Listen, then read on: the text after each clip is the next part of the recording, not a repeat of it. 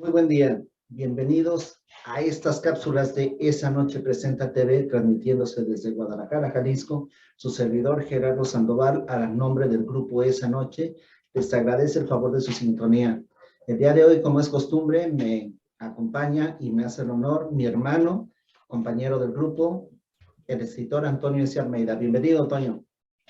Gracias, Gera. Buen día a ti, buen día a todo nuestro querido auditorio. Pues, cámaras y micrófonos tuyos. Gracias, Gera. Pues, mire, antes de iniciar con el tema de hoy, quiero ser, pues, muy explícito en lo siguiente que mencionaré. Los programas que se han realizado durante todo más de un año en su programa Esa Noche Presenta TV y en las dos plataformas que se tienen, todos quiero darle el mérito a quien corresponde, y es a mi hermano Gerardo, porque yo simplemente salgo en pantalla, pero él se encarga de todo la cuestión logística, de todo lo que es tecnológico. Él mueve cielo, mar, tierra para que el programa o los programas salgan lo mejor posible. Entonces, un reconocimiento, Gera, públicamente a ti por la paciencia y por tu gran capacidad y por, sobre todo, tu don de gente que tienes para con tu servidor y también para con todos los demás invitados que ha habido en este programa, para beneficio o para tan siquiera una distracción de nuestro querido público. Gera, de veras, muchísimas gracias por todo este tiempo que hemos seguido y todavía, Dios mediante, lo que nos falte, pero es digno reconocerte, Gera, públicamente todo el esfuerzo que haces, porque sé que es bastante laboroso, y sé porque lo vi, no porque yo tenga el conocimiento de lo amplio que tienes tú en ese aspecto de la tecnología a manejar, Gera. De verdad, un reconocimiento y un agradecimiento. Muchísimas gracias, carnalito. Bueno, no te digo carnalito, hermano. Y honor a quien honor merece. Yo simplemente hago la investigación, eso es todo. Y me planto aquí a que mi hermano me haga el favor de hacer todo lo demás, que es lo más pesado y lo más laborioso. Gracias, Gera. Gracias. Que lo hago de corazón. Yo sé, Gera. Y aparte tú bien sabes el cariño que te tengo, sé que todo esto también a ti te gusta y lo hacemos con pasión para todos los que nos hacen el favor de ver. Sí, Gera. Ellos son el principal motivo, tanto tuyo como mío, para este tiempo que disponemos para todos ellos. Pues con todo cariño. Sí, empezamos. Pues hoy, Gera y amigos, voy a abordar 6 curiosidades de la historia de nuestro país. Una atañe especialmente a Jalisco, aunque todas las demás, las 5 restantes, sí tienen que ver con lo que vivimos a diario y de lo que conocemos, pues, a lo largo de nuestra existencia, que ha surgido en el país. El primer tema o curiosidad es sobre el puente de Calderón que tenemos aquí muy cercano a Guadalajara. Exactamente, pasando Zapotlanejo, Toño, yendo de Guadalajara hacia Zapotlanejo, pasa Zapotlanejo, que es una entidad que está aproximadamente a unos 40 kilómetros. Pues miren, este puente es antiquísimo. Fue creado en el siglo XVII. Cuando se creó este puente, que al menos en ese tiempo medía 60 metros de largo por 7 de ancho, estamos hablando de que en ese entonces era gobernador de la Nueva Galicia y presidente de la Audiencia de Guadalajara, el señor Francisco Calderón y Romero, de ahí lo de Puente de Calderón. Este puente, que es antiquísimo, se construyó con la intención de beneficiar el comercio de Guadalajara con la Ciudad de México, con la ciudad de Zacatecas y también con la región de los Altos de Jalisco. Por cierto, en 1932 se consideró monumento histórico de la nación, muy cercano al lugar donde se llevó a cabo la batalla del ejército insurgente contra los realistas en 1811. Hablando, Toño, sí, Gera, que seguido lo hemos hecho, ¿qué vibras se sentirán ahí? Muy buena la interrogante, Gera. Sería interesante algún día ir a explorar esa zona. A pasear, a deambular por ahí. Sí, sí, sí, porque tengo entendido que hay un monumento.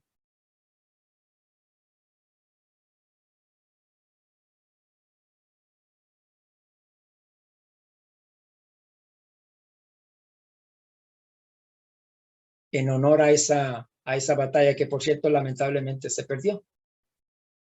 Hay, pues el recuerdo, al menos en piedra y en alguno que otro muralito y escrito, lo referente a esta etapa histórica, perdón. ¿Sí, mijo? ¿Qué hubiera pasado Sí. si esa batalla hubiera sido otro resultado? Y hubiera dado un giro enorme, tan siquiera a las inmediatas, casi a los meses que murieron Hidalgo, Allende, Jiménez, y Aldama y todos los demás, pues, que estaban en esa contienda. Si hubiera, al menos tan siquiera se hubiera retrasado un poquito más su fallecimiento de estos personajes. Así considero. es. Que claro, la batalla de Puente de Calderón no fue que ahí hayan muerto, pero pues como quiera que sea, hubo una caída en el ánimo de todos ellos. ¿Hubo una consecuencia? ¿Cómo se sucedieron las cosas? ¿Mande? Hubo una consecuencia. Claro que hubo una consecuencia, sí. Sí. Ahora, mira, Toño, ¿dónde me encuentro? ¿Dónde te encuentras, Geram? En pleno corazón de la Perla Tapatía. Ándele, muchacho. Espalda, Sí. uno de los accesos a Palacio de Gobierno.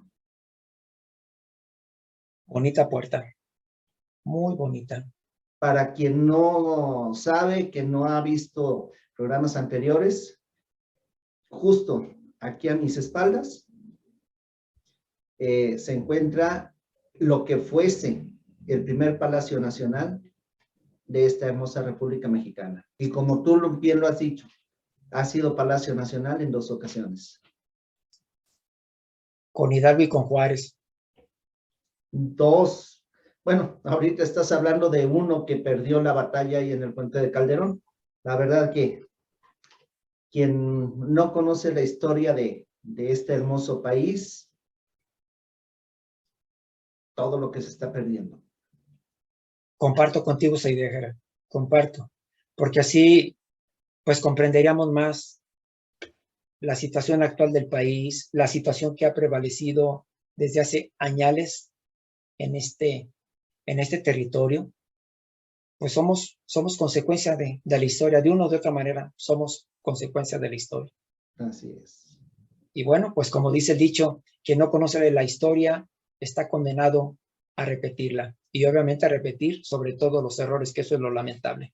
Claro, pues ahora quiero abordar otra curiosidad y me refiero, se han preguntado, sobre todo quienes les gusta la tauromaquia, quienes son aficionados a la fiesta brava, se han preguntado quién introdujo la fiesta brava aquí a México, cuándo se dio la primera corrida.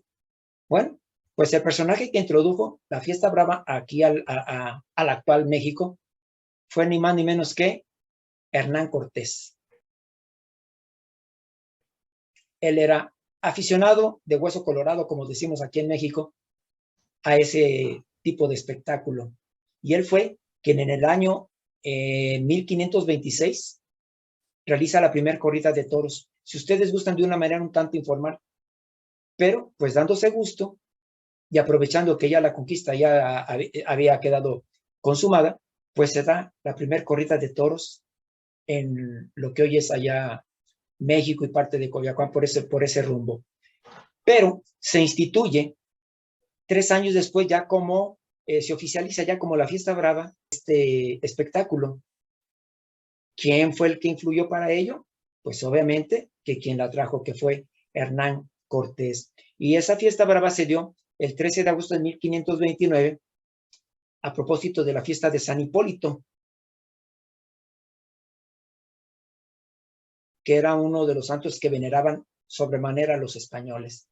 Y a partir de ahí, de 1526, que es la primera que se da, de una manera un tanto informal, y posteriormente ya oficial, la fiesta brava aquí en aquel entonces, bueno, con otro nombre. 1529 es que se tienen desde ese tiempo las corridas de toros en este bonito país. Se han preguntado, y esto lo vemos prácticamente a diario aquí en nuestro país y obviamente aquí en Guadalajara, ¿de dónde surge eso de que los carretoneros, y lo digo con todo respeto y con admiración por la gran labor que realizan, los señores recolectores de la basura, ¿de cuándo surge esta costumbre? O pues sí, llamemos esta costumbre. Esta costumbre se da en el año de 1789 y gracias a quien, al segundo conde de Revillagigedo, que a su vez fue virrey de la Nueva España, él, cuando llega a México como tal, ya trae las ideas europeas e instala aquí ya el que se elaboran 50 carretas jaladas obviamente por animalitos, y en los cuales, por un decreto que da a conocer allá en México Tenochtitlan, o sea, prácticamente en la capital de la Nueva España, en que cuando sonara una campanilla, que bien podrá ser la campana o un cencerro, era la señal para que los habitantes de esa ciudad salieran a dejar sus desperdicios a la carreta o al carretón, como lo conocemos nosotros, de la basura. Insisto, se mandaron a construir 50 carretas aproximadamente para este fin, para que abarcara toda la ciudad y las periferias.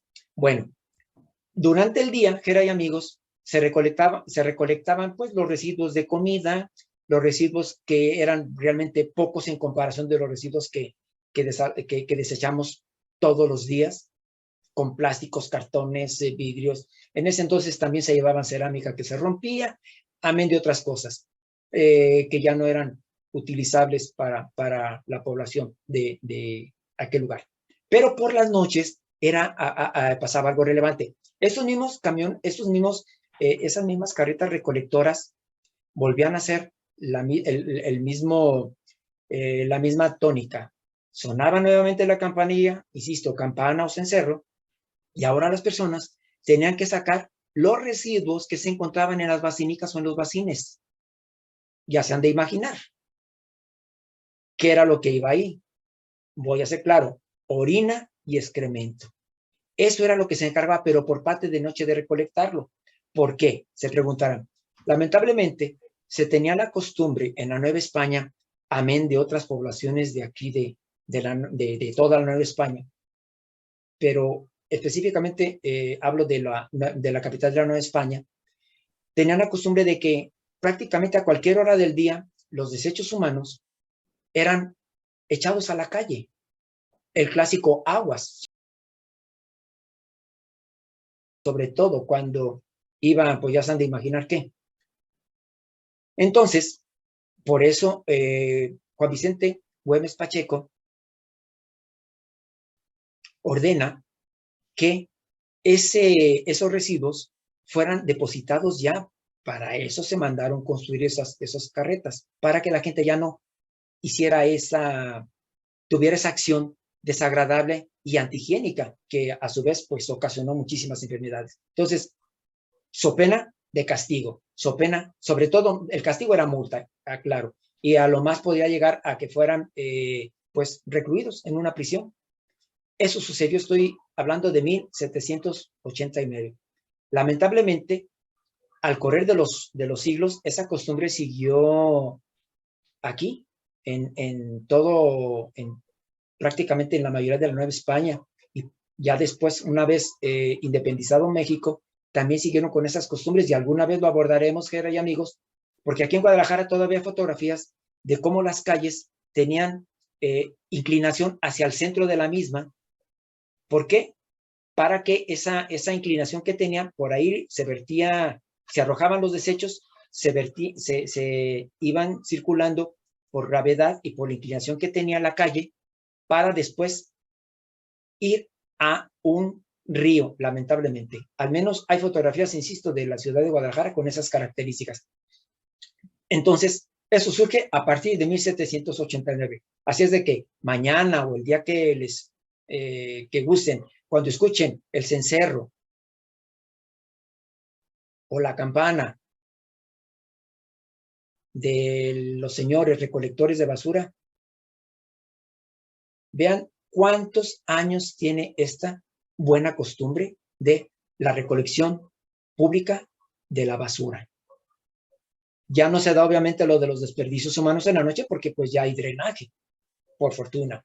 Va conociendo uno dato tras dato tras dato a lo largo de esta serie y nos poníamos a pensar ese tipo de cosas. Y ya les va otro, Jera, que también nos pone a pensar. A ver. Lo degustamos prácticamente a diario muchas personas, no digo que todos, pero sí muchas personas. ¿Se han preguntado cuándo surge la elaboración de pan? Del pan que comemos, sobre todo el pan dulce o el pan estilo como virote.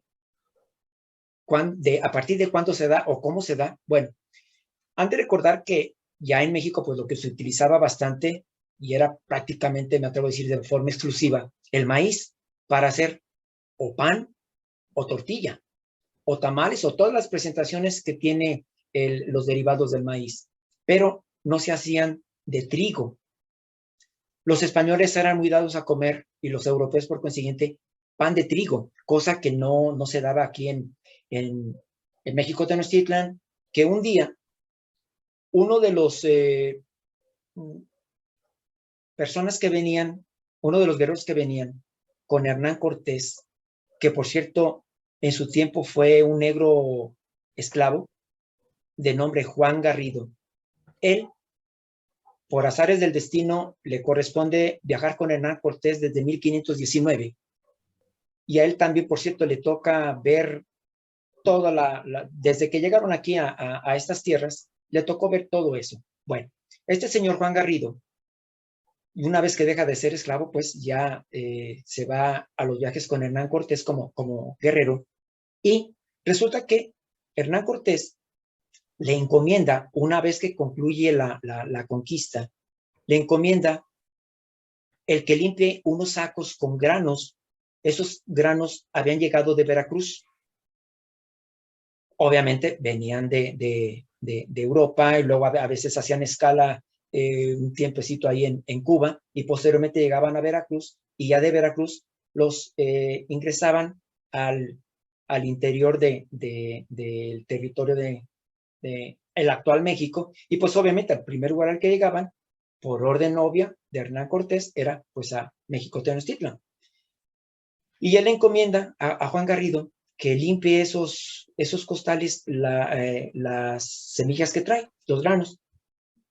Y por ahí se encuentran unos pocos granos, porque prácticamente el cargamento era más bien de arroz, y se encuentran muy pocos granos de trigo. Y él, por iniciativa propia de Juan Garrido, es quien elabora los primeros panes. Obviamente los primeros panes, pues, ¿quiénes los consumieron? Pues Hernán Cortés, obviamente Juan Garrido, y los más allegados a Hernán Cortés lo consumen. Entonces, ¿quién fue el primer panadero en México? Y me refiero al pan hecho ya con trigo, Juan Garrido, un africano. Los españoles eran muy dados a elemento que les llegaba con nombres extraños o extranjeros, los bautizaban a la fe cristiana o católica de ese tiempo, en ese caso cristiana, y les ponían obviamente nombres españoles. Lo mismo sucedió también con Moctezuma, porque el verdadero nombre de Moctezuma es Motecuzoma. Entonces él le pusieron también nombre, pero sobre todo a Cuauhtémoc. Cuauhtémoc también fue bautizado, ya no se diga Malintzin, que la bautizaron como Marina. Entonces Juan Garrido no se escapó. Juan Garrido también fue bautizado a la fe cristiana y a la creencia de los españoles. Por eso el nombre tan, pues, que no nos suena extranjero. Entonces, ¿qué es lo que pasa? Obviamente que se empezó a difundir, este mismo Juan Garrido se encargó de sembrar más granos de trigo para, pues, tener ahora sí en cantidad suficiente para seguir elaborando pan y todo porque gracias al beneficio que recibieron tanto él como sus compañeros de expedición con el sabroso pan que era para todos los europeos y obviamente también para africanos y los asiáticos, porque también venían asiáticos que lo consumieran. Bueno, él se dio a la tarea, insisto, de sembrar, entonces se produjo ya mayor cantidad de trigo y Hernán Cortés también expide un decreto en el que el único lugar donde podría ser expendido el pan, ahora sí ya abierto a la población, ¿saben dónde fue? En la Plaza Mayor, en lo que ahora conocemos como el Zócalo. El Zócalo fue el primer lugar donde se vendió pan en todo México. Estamos hablando de aproximadamente el año 1522 que se suscitó este hecho. ¿Cómo la ves, Gera? Hace 5 siglos exactamente. Exactamente, Gera. Está cumpliendo 500 años el panecito dulce que comemos, el panecito de cualquier tipo, obviamente elaborado con trigo. 500 Ahora, años. si te fijas, Toño, Sí, Gera. pues el primer pan fue elaborado, curiosamente, llegó el trigo de una forma circunstancial a tierras mexicanas, Sí. proveniente de España, elaborado por un africano. Pero ahora es riquísimo y es vasto el producto, el pan, su Sí. variedad es sumamente diversa. Si te das Mira, Gera, por fortuna, gracias a Dios, y también por fortuna, hemos tenido la suerte, Gera, de estar en la Ciudad de México y hemos visitado, al menos en lo personal, la panadería más grande que he visto en mi vida. la ideal. Con cientos, la ideal. Con cientos de diferentes tipos de pan dulce o de pan de dulce que yo jamás había visto. Es, la verdad, un espectáculo ir a esa panadería. Creo que está en la calle 16 de septiembre, ¿Gera?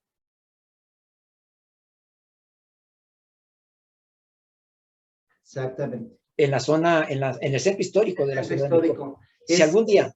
Es digno Sí. que la gente vaya única y exclusivamente como atractivo turístico. Sí, Gera. Obviamente que de la vista van a ser el antojo. Si me permites, y me permiten ustedes, ¿cómo fue que dimos a esa panadería? Al ver la cantidad de ciudadanos que iban pasando con sus canastitas de pan, decíamos, ¿qué es eso? ¿Qué es eso? ¿Qué es eso? Hasta que dimos a la panadería, nos metimos y no. Es una cosa impresionante, impresionante el hecho de ver todo lo que hay, Toño. La variedad, la cantidad de personas que están atendiendo. Yo en mi vida había visto una panadería con tanto dependiente para estar envolviendo sus panes. Y no es el clásico pan de que te lo ponen en una bolsa y que le vaya bien. No, sí, exacto. es artesanal la forma como te lo entregan. Sí, Gera, sí. Es única. La verdad que aunque no lleves el antojo de pan, te sale ahí, porque hay infinidad de variedad que hay, Dios mío. Y Gera, otra cosa, organización, ¿mande?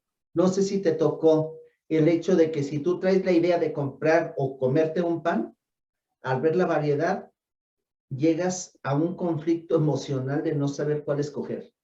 Pues no sé si emocional o estomacal o ambos, ¿verdad?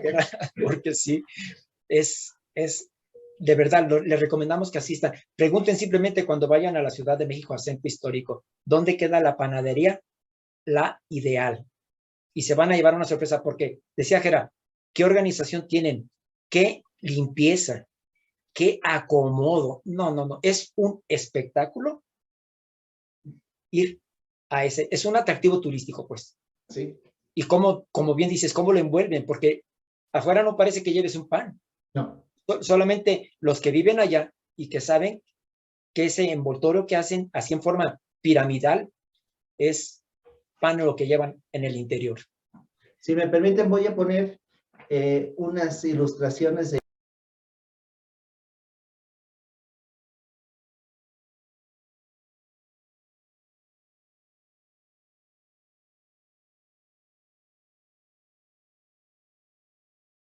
Nosotros nos ha tocado ver el área de pan,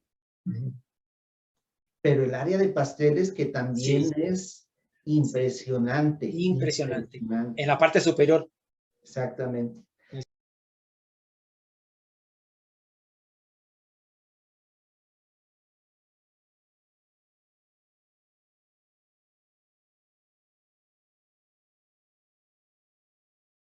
Entonces, los invitamos a que acudan a esa panadería y también pues degusten los ricos panes que les aseguramos que jamás han visto y que jamás han probado.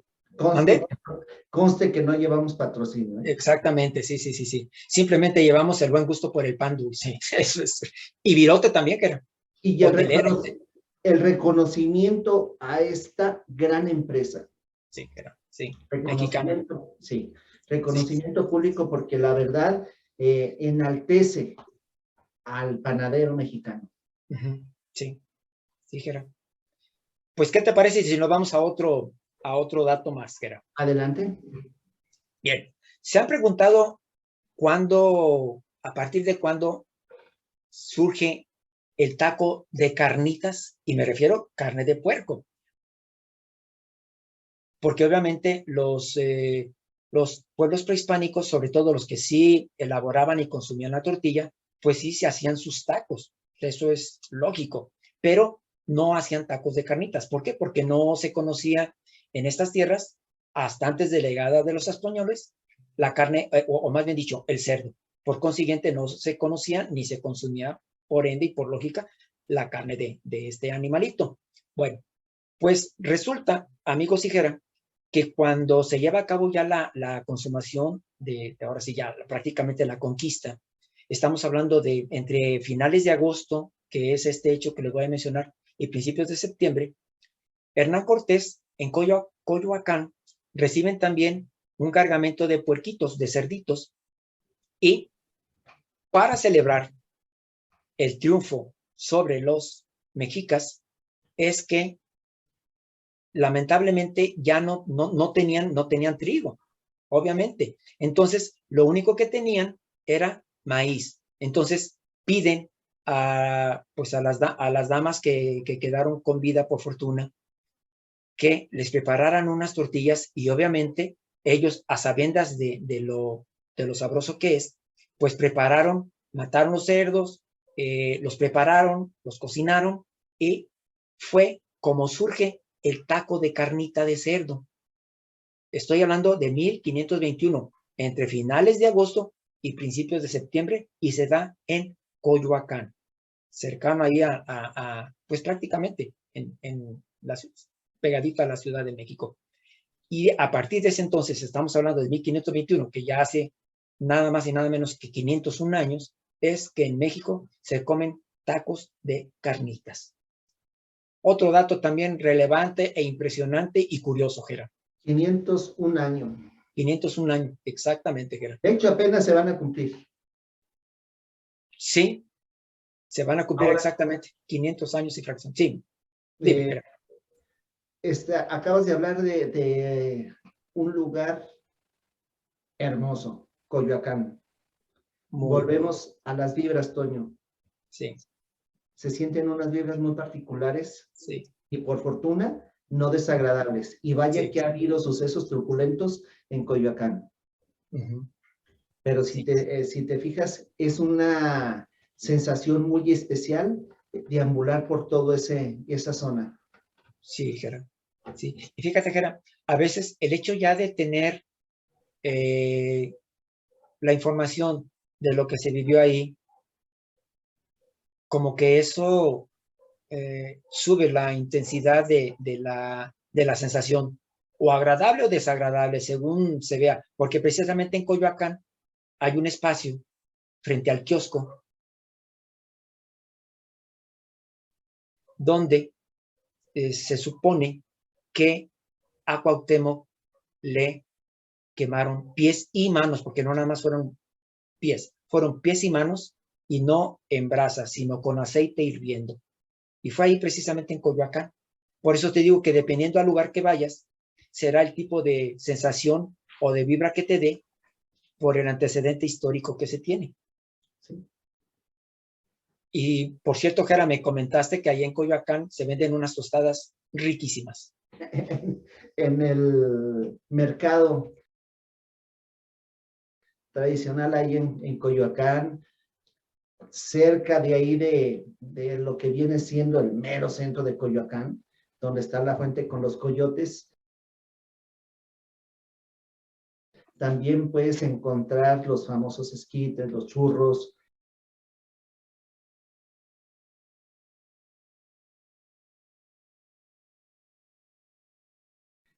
Pan, también. También pan, sí.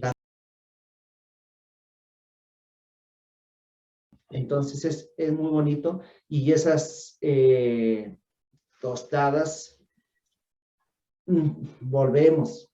Ves tanta variedad que no sabes por cuál decidirte. Sí, Jera, sí, sí. También Pues vamos, aquí ¿mande? vamos a poner ilustraciones de esa tostadería.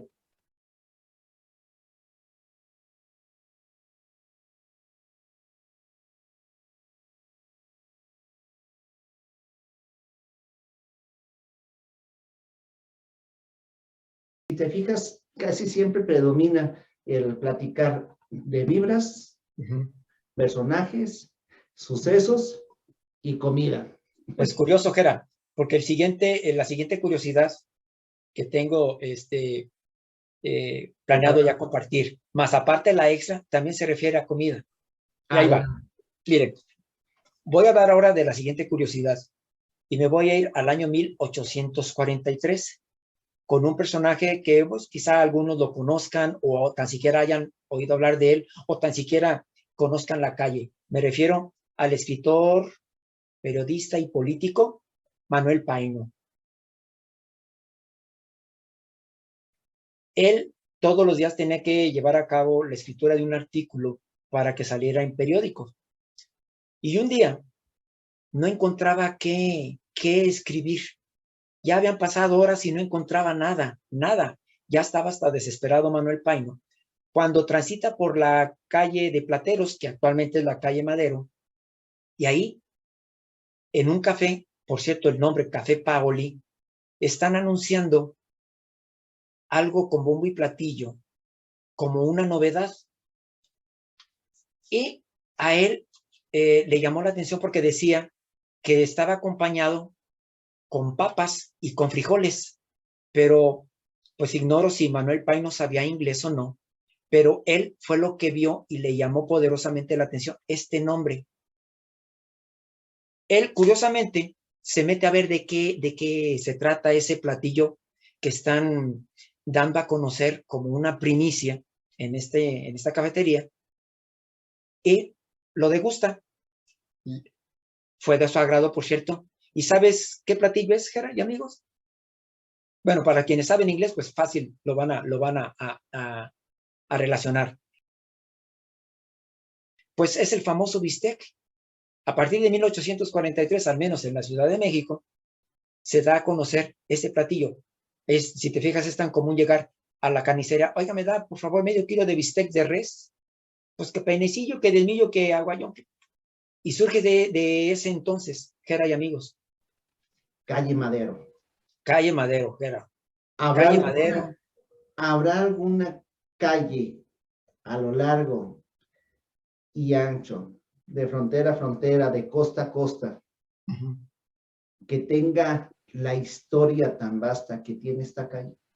Pues mira, Jera, yo me atrevo a decir que la única que en un momento dado puede comparársele o acercársele es la calle de Tacuba, allá en México. Paralela, exactamente. Y un tanto la 5 de mayo, que también es paralela.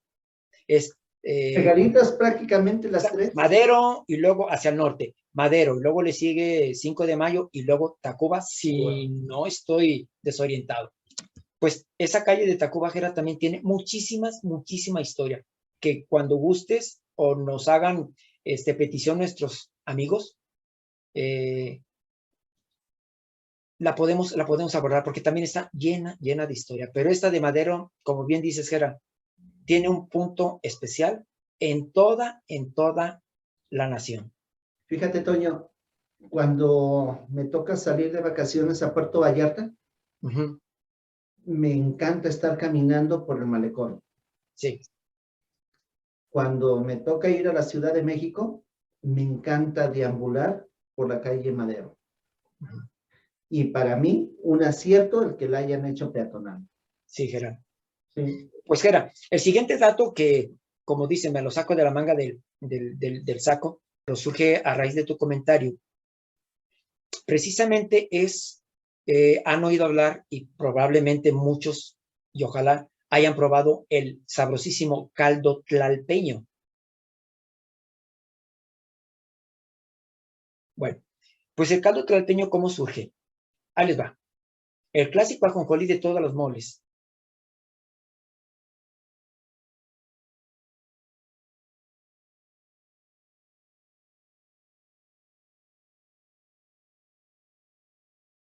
Que le gustaba con cierta frecuencia entrarle duro y tupido a las bebidas embriagantes, pues obviamente que seguido a las siguientes horas de que andaba consumiendo las bebidas embriagantes, pues le llegaba la dolorosa resaca o cruda, como le conocemos, y él tenía, entre otras muchas propiedades, en una de sus 11 veces que fue presidente, una casa en Tlalpan.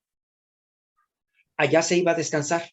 En cierta ocasión se levanta, ahora sí que, con un problema muy severo, y va con una de las personas de las cocineras, y le dice que le diera algo, porque era quien en un momento dado le ayudaba a quitarse las cruditas o la resaca, y le dice, general, no tengo. Dice, pues a ver cómo le haces, pero tú me haces algo para que se me quite esto que no soporto. Entonces la dama, muy rápidamente, con todo lo que disponía ahí en cocina, se da la tarea de elaborar un caldo, y entre todo lo que le puso, surgió a la postre el famoso caldo tlalpeño, que por cierto, según cuentan las crónicas, Antonio López de Santana le encantó, no puedo decir que le gustó, le encantó ese guiso, y después fue de sus favoritos. Y a partir de ahí, cada que se ponía hasta donde se imaginan, era lo que le pedía a la cocinera o a las cocineras, donde quiera que andaba, que le elaboraran ese caldo. Y se le dio el nombre de caldo tlalpeño. Estamos hablando de mediados del siglo XIX. Tlalpeño porque fue en Tlalpan. En Tlalpan, en la casa de descanso del general Antonio López de Santana, Gerard. Que abordemos a Antonio López de Santana porque no hemos platicado de él de manera específica, si te fijas, Gerard. No, pero es el que más se ha llevado los honores en el programa. Sí. Claro. Acá es bueno aclarar que no lo admiramos por cómo fue, no, sino por tantas cosas, y bueno, simplemente se le nombra por tantas cosas curiosas o trascendentes hasta cierto punto que hizo, y de tanto que se le sataniza en la historia, que precisamente el programa servirá también para poner algunas cosas en su lugar con este personaje. Fíjate, insisto, no lo defiendo. Dices, se sataniza mucho a Santana. Se sataniza mucho a Porfirio Díaz. Porfirio Díaz oficialmente está en París.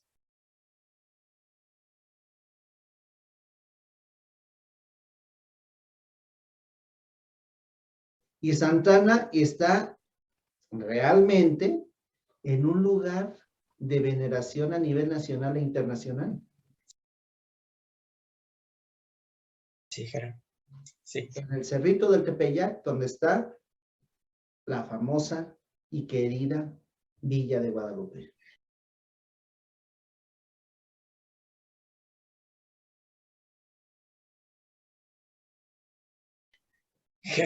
Mira, este es otro tema que, claro, nuestro programa no es de polémica, pero es un tema de polémica, Gera.